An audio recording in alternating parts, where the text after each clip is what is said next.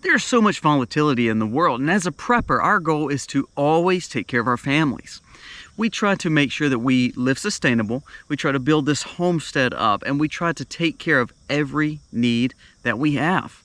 Well, if all of a sudden something happens, if we have a crap hits the fan scenario, if we have a collapse of some sort, if we see a war come to our soul, what are some of the first things that people want to go to? Some of the first topics that you need to say, okay, I got the basis of what I need.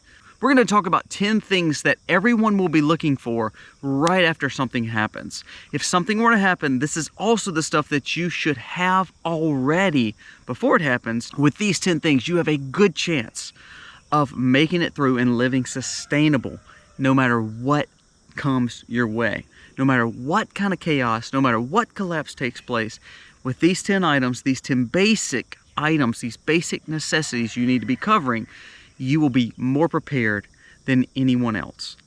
You would be of the 1%, and everyone around you would be of the 99%. So therefore, this list is very important. Let's jump into it. The video starts right now.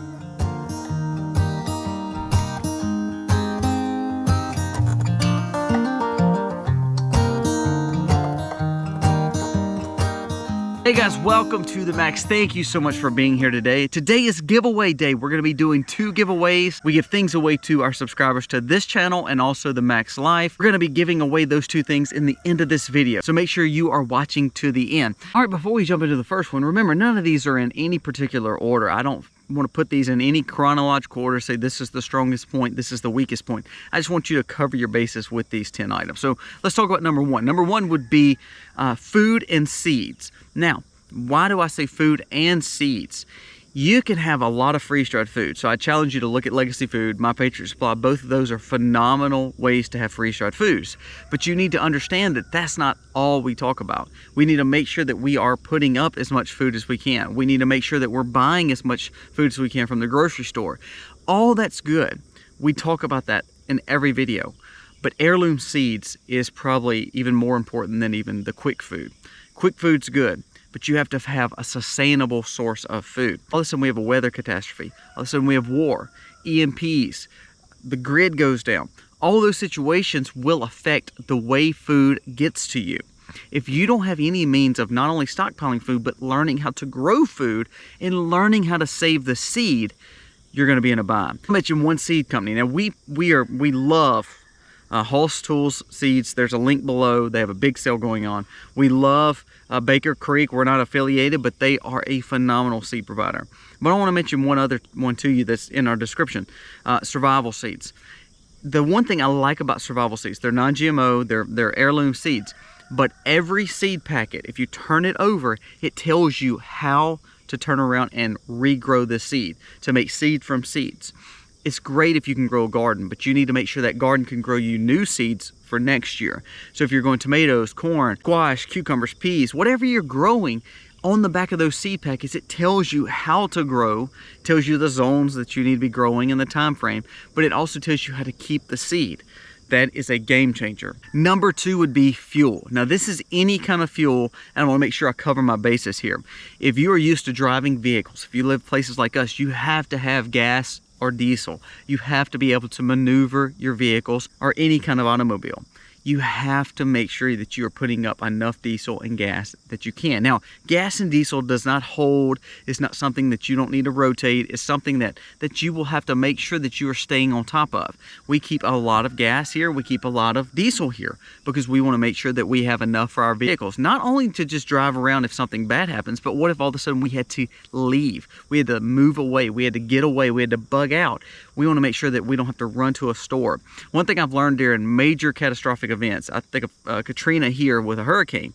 It didn't take a grid shutdown. It didn't take anything like that. But people lost their mind because they couldn't get fuel to even get where they needed to go, either in town or to leave to go to another family member somewhere else in America. So you need to make sure that you have some kind of fuel for automobiles. Now, this goes along with energy source. So you need to have propane, or you need to have kerosene, ways that you can light, ways that you can cook, ways that you can also have alternative energy source to power your home, maybe a generator. So if you have a generator, think about having a propane generator, think about having a gas generator. Now this is not a ploy for solar, but solar would be another option here. But we need to look at fuel sources to cover our basis. I know a lot of people say, well, we have natural gas in our home. That's great. But what if all of a sudden natural gas stops? What if all of a sudden, because the grid goes down, you don't have natural gas pushing into your home? You need to have portable tanks of propane gas. You need to have portable gas tanks that you can utilize as well.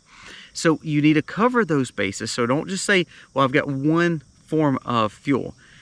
We look at redundancy. So not only do we have gas, we have diesel, we have lamp fuel, we have solar, we also have propane. You see what I'm doing there? I'm covering every base of fuel that I need. It could be anything like that. We even go down to fats, cooking fats you can utilize in several different ways. So we need to make sure that we're covering our fuel basis, because that can get us away from somewhere that we need to get away from, that could take us to where we need to go, or we can simply utilize it as a form of energy in our homes. Number 3 is a fire source. Now we talked about fuel, and that's a big key to even this one, but we talk about fire sources. But not only fire sources, fire inhibitors. Fire, we need lighters, matches, of course, that's easy. We need ways to strike. Maybe it's a ferro rod, maybe it's lighter fluid, maybe it's having charcoal. It may be having several style burners to go along with the fuel. You need to find ways to be able to make fire. Not only that, think about the dangers that we saw even in Hawaii this last week.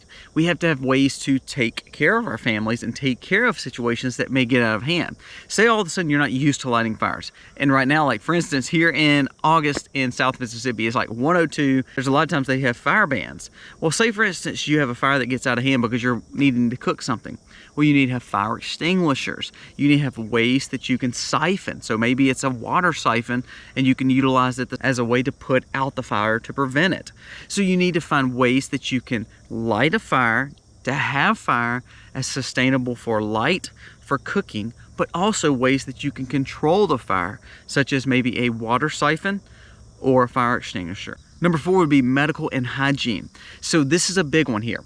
There's already shortages of prescriptions, we know that. Even though we don't believe in taking tons of antibiotics or prescriptions here on farm, we don't take a lot of antifungals, we don't take a lot of medicine, we don't even do a lot of over-the-counter medicines.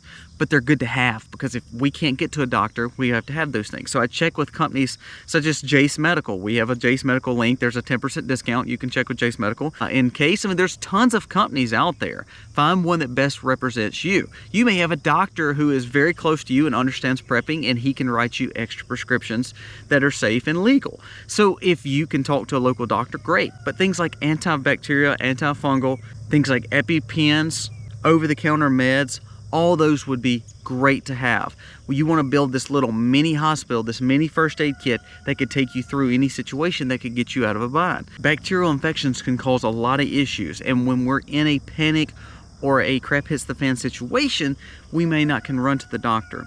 Now, what goes along with this? I would also throw in hygiene items, sanitation, and dental. If you're not taking care of your teeth, you need to. You need to make sure that you have a tooth kit. You need to make sure you have extra toothpaste, maybe mouthwash. That could be peroxide.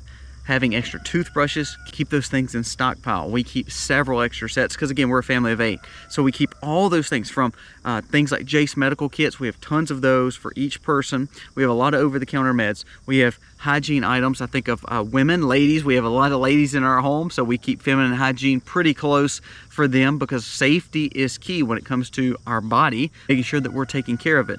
And of course, soaps and dental supplies. A lot of those things will leave the shelves. And again, when we have to go buy these things, we're putting ourselves in a very vulnerable state. Let's don't do that. Let's be able to put these things up in our home or in a bug out supply that we can get to, utilize, and not have to go into town and make ourselves more vulnerable. Medical, dental, and hygiene would be number 4. Cover those bases for yourself. Number 5 would be light. Making sure you have some form of light. So flashlights, having a way to charge those. So I'll go back to the battery banks, the solar generators, finding ways that you can utilize charging those batteries to those flashlights. We have lanterns. Lanterns not only run off fuel, they can run off LED lighting where they're not utilizing a lot of battery light or a lot of your alternative energy source. Look at lanterns, look at LED lighting, look at flashlights, and buy rechargeable batteries that go along with those. So for every flashlight we have, we also have a secondary battery to those flashlights. They're interchangeable where you can utilize them, but then they're also able to be plugged in or put on some kind of charging port. So you can utilize them for a long period of time.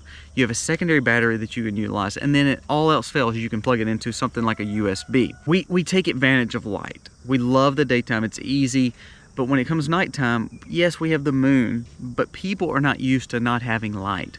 Now in our area, such as the rural South, we don't have a lot of people around us, and to be honest with you, we see the moon and the stars, and it pretty much you can see a little bit of what goes on at night without light. However, if you're used to living in big cities and all of a sudden lights go out and you don't have another source, that's a lot of fear and panic and a lot of extra stress that you should not put on yourself. So number 5, having a light source, flashlights, batteries to go along with that. Cover the spaces. We don't realize how valuable one little light, one little candle, one little lantern would be when it comes really dark. Number 6 is a big one we've talked about a little bit before, but there was a shortage of baby formulas and baby needs. Things like diapers. So I challenge you not just buy diapers, buy cloth diapers, because we don't realize how valuable all of a sudden taking care of our baby would be, just like taking care of us. Just like we talk medical and hygiene, for us, we need to think about our babies. Think about in the Bible, it always talked about nursing moms and babies, and how dangerous it was and how vulnerable they would be in any situation. So I think through that and I say, okay, you know, if my wife is feeding the child, then I have to make sure that my wife is okay too. Not only that, but if we are used to bottle feeding a baby, and we're not, but there's a lot of people that do, are you covering your bases with formulas? Are you buying extra formula? Is there a way that you can stock that up better? Maybe you need to stockpile extra baby food and extra formulas for that child. The last thing we want to do is take care of us sustainably and forget the few things that could cause detriment to our children. So this is one of them. I think of medicine when we talk about medicines, even though we don't believe in over-the-counter medicines and giving a lot of medicines to our children, having child versions of any kind of medication that you're needing, having infant versions of any kind of medication that you're needing is key here. So baby needs is huge. One way to see someone not prepared is all of a sudden see a child sick. And if we're panicking or don't have the needs met for our children, it's going to make us more vulnerable. It's going to make us panic and do things that maybe we're not thinking through. Make sure you're prepared for those shortages. Think about that. We had shortages and nothing was going on. If all of a sudden something chaotic actually happens and we don't have baby formula, think how many times people will go crazy when they can't get in the car and drive to the store or drive out of town some formula from another store.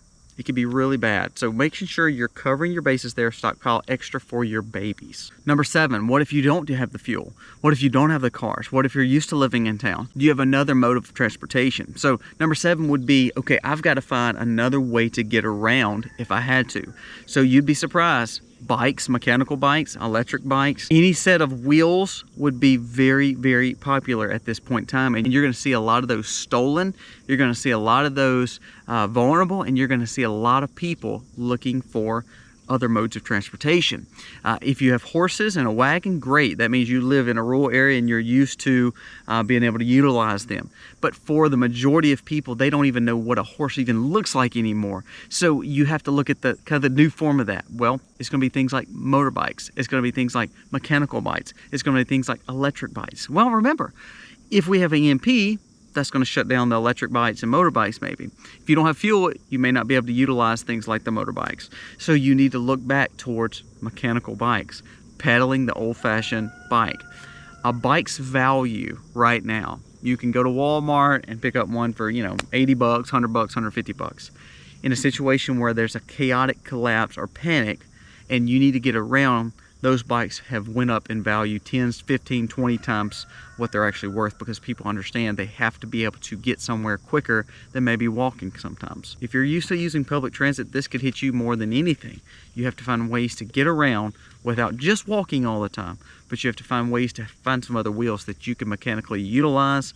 I would challenge you to look at bikes. Number 8 would be vitamins and supplements. We talked about this in another video. Because we're living in a broken society at this point, our food may be very abbreviated, our health may be very abbreviated, we're not getting the sleep that we're needing, we're not getting the nutrients that we're needing, we're having to panic, we're having to burn calories. So when we have vitamins and supplements as extra things that our body may need that we're not getting now because of our food and our sleep, all the things that we were used to getting, the conveniences, when all those things are gone away, our body becomes weak. So what are some of the ways that we can look at building it up?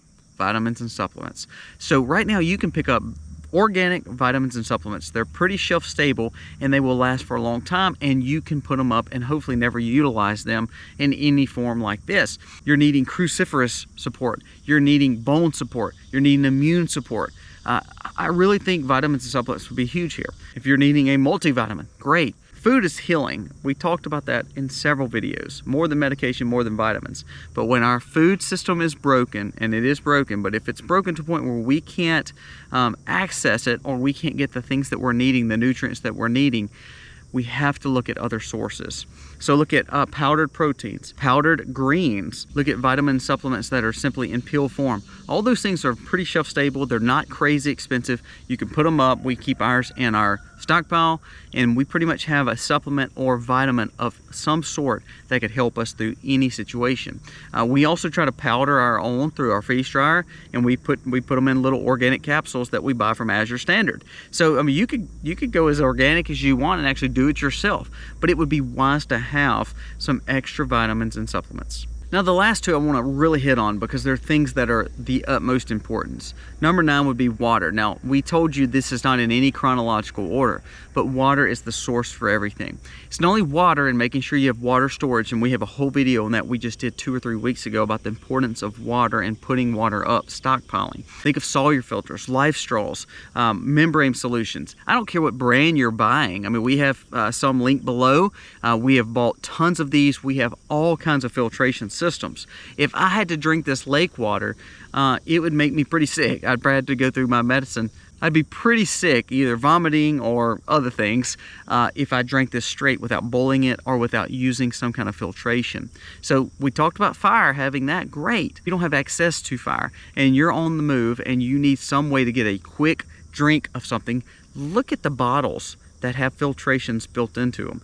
Look at the Life Straws. Look at other ways that you can filter out the water the best that you know how. They have tablets. You could utilize tablets if you're putting them in a cup. You could do so much with purification and filtration of water. Is it making it the best quality possible? No, because you're in a situation where depending on what kind of clamps that we're in and what kind of crap hits the fan situation that we're in, it can cause some major problems for water. So that's why I say stockpile it first and foremost. Don't just rely on the rivers and creeks. Don't just rely on your well, even though you need to be looking at those options. You need to make sure that you have some put up. But if you're on the move and you have to utilize a lake or stream or pond or whatever it may be, if you can't boil the water and you can't make sure that you're building that fuel source to boil the water for purification, having things like filtration systems are huge. Do not miss out on this. You can go a long time without food. You can even go a long time without being in the best proper health when it comes to medicine and hygiene. You need to clean those things up, but you can't go anywhere without water, and good quality water. So make sure that you are covering your water bases. Lastly, number 10. Now I told you if you're one of the 1% that prepared like you were supposed to, because a lot of people say, and I get it all the time, this will never happen in America. That's crazy. I have a video talking about this coming up, about how dangerous and how volatile America really is when it comes to other superpowers. We'll be talking about in a new video coming up this next week. But if I am part of the 1% or the prepared, maybe 5%, whatever it may be, that we have all the things that we're needing. We're not trying to brag on it. We're not trying to be conspicuous. We're trying to be the gray man and inconspicuous. We want to try to be very covertly here with our supplies. But how can we protect our supplies if all of a sudden everyone knows that we may have what we need and we're not having to go get it?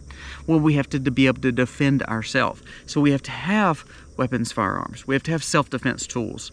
That's a tough subject to talk about. But in a situation where we see wars, we see collapses, we see panic, we see people fighting for what they need or want. I mean, I've been to Black Friday now. I've been to Black Friday sales where people lose their freaking mind. They're literally fighting over an Elmo. So you don't think people will lose their mind when it becomes very serious, when it comes to life or death situations? So when you have 1 through 9, you have to have number 10 to make sure that you have 1 through 9 and you're not losing 1 through 9. That you have a way to defend it and take care of your supplies. So this goes back to having a weapon of some sort or a self-defense tool. Now the benefit of having that too is you can also hunt with it. You can also trap with it. You can also take care of your family by providing extra food for yourself. But more than that is defending what you have worked so hard to get. So number 10, truth be told, I wanted to be able to keep the things that I have worked so hard for, and self-defense tools is a big deal. All right, hope this video really helps you, and I want to help you prepare too. So we're going to be giving away 2 things for the month of August. These are people who are subscribed to our channel, The Max, and also our vlog channel, The Max Life. That's one that you're going to see my kids in, my wife in. It's a lot more how-tos, a lot more farming. Actually, the last 2 videos have been on a vacation that we've had. We try to let you see that we still enjoy life. We still try to do things very sustainable, and we show you how to do a lot of those things. So check out that channel. But these 2 names are randomly selected. They watch and are subscribed to both channels, and they've commented on the last few videos like we've asked, and they are entered into the drawing. So the first winner, and this is going to be for 2 things. Now the first is going to be, we talked about water, is going to be a Sawyer filtration bottle. But this is a way that you could turn around and take any water and pretty much filter it as you need it and utilize it on the go. Now I would challenge you not to have to just go get your pond water and put it in there. But if worse comes to worse, it is a filter built up for that. If you're just utilizing water out of your tap, this is a way that you can filter it, drink it, and know that it is safer than just taking in regular water that has not been filtered. So the winner of the Sawyer filtration bottle is going to be Mary DOUCETTE. I hope I said your name right. This is going to be her username on YouTube, Mary DOUCETTE 1256. Reach out to us via email, and then we will get this to you, get your address and all that good stuff. Now the second thing is going to be some freeze-dried food. We have a packet from Legacy Food Storage that we're going to be giving to you, and it's going to be hopefully starting a movement towards getting you prepared. Now I hope that you have tons of freeze-dried food put up, and I know a lot of people say, well, it's heavy with carbs and it has a lot more junk in it than it actually has good quality. Well, there are companies that do provide good freeze-dried foods. They're built up non-GMO, has proteins, and not just full of just junk carbs and wasted calories. So make sure that you are checking out freeze-dried foods. But the one that's going to win the Legacy Food, and this is going to be a few packets of freeze-dried food, is going to be Judy BOOHER. I know I probably butchered your name. Judy BOOHER 8409 is your YouTube name. So if you will reach out to us again via email, I think both of y'all commented on a lot of our videos, so we thank you so much for watching. Again, our goal is to always teach as much as we can when it comes to sustainability, life prepping, and homesteading. And we want you to enjoy our 2 channels. So this is just one way we want to give back to our community and say thank you so much. So keep watching, keep subscribing, keep commenting, give us a thumbs up. That helps us stay in the algorithm, but also it helps you be entered in these drawings each and every month. We give something away at least once a month, but usually even twice a month, and usually 2 or 3 gifts at a time. So check out both channels. Thank you again for watching. God bless. Have a wonderful day. Happy homesteading, y'all. They're in love now, and I wanted you to know.